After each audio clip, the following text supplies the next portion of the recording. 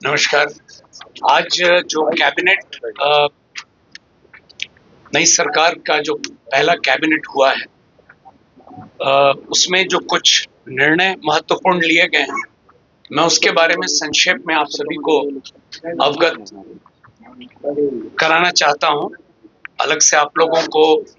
प्रति मिल गई होगी या मिल रही होगी। मुख्य रूप से जो आज कुछ निर्णय हुए हैं वो उद्योग के जाल को बिछाने का है और बड़े पैमाने पर रोजगार सृजन का है। जो पहला निर्णय है वो पूरे पूर्वी भारत का इस राज्य को न्यू टेक हब के रूप में विकसित करना है और इस उद्देश्य से defence corridor, semiconductor park, global capability centres, mega tech city, fintech city, ये जो स्थापित करना है, तो इस तरह की योजनाओं को कैसे स्थापित किया जाए एक मिशन मोड में और उसका अनुश्रवण करने के लिए मुख्य सचिव की अध्यक्षता में समिति के गठन का निर्णय हुआ है और इस समिति में राज्य, देश के स्तर पर और अंतर्राष्ट्रीय स्तर पर वैसे परामर्शी, वैसे लोग जो इन क्षेत्रों में काम बहुत अच्छा किए हैं, उनको भी समिति का सदस्य बनाया जाएगा और एक निश्चित समय सीमा अंतर्गत 6 माह के अंदर में यह रिपोर्ट प्राप्त करके और फिर काम को प्रारंभ किया जाएगा। जो दूसरा एजेंडा है वो बिहार को एक न्यू एज इकोनॉमी के अंतर्गत वैश्विक बैक एंड हब और ग्लोबल वर्क प्लेस को अगले 5 साल में करने के लिए, जैसा मैंने शुरू में कहा, पूरे स्टेट में, हर जिले में इस काम को कैसे अचीव किया जाए, इसके लिए भी पुनः एक समिति का गठन की स्वीकृति दी गई है और इसमें भी पुनः वैसे लोग विशेष रूप से जो इस क्षेत्र में राष्ट्रीय स्तर पर, अंतर्राष्ट्रीय स्तर पर काम किए हैं, उनको समिति का सदस्य बनाया जाएगा और यह प्रतिवेदन भी हम लोग कोशिश करेंगे कि कम से कम समय में प्राप्त करके उसके आलोक में अगले 5 साल में इन क्षेत्रों में काम कैसे होगा। बिहार के अगला एजेंडा है, बिहार के ऐसे कई प्रतिभाशाली युवा हैं, आप लोग भी बहुत नाम जानते हैं, और इनके द्वारा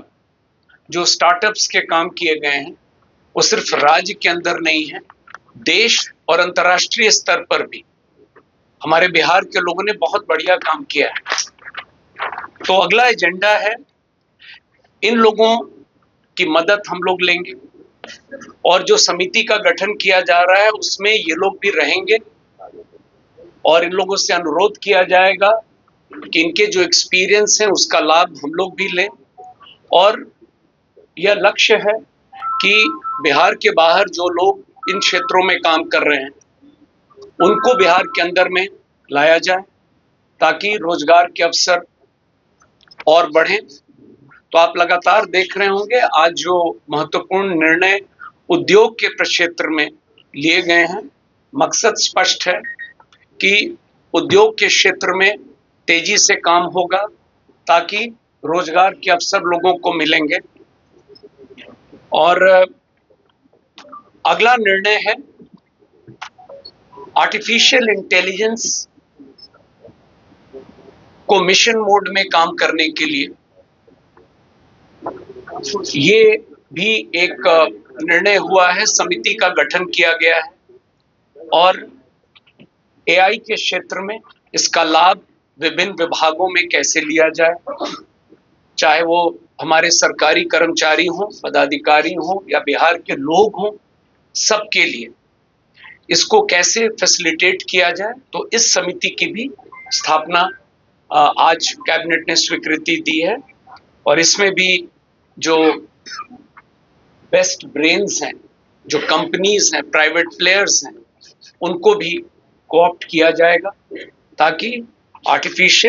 बिहार आर्टिफिशियल इंटेलिजेंस मिशन की स्थापना हम लोग कर सकें।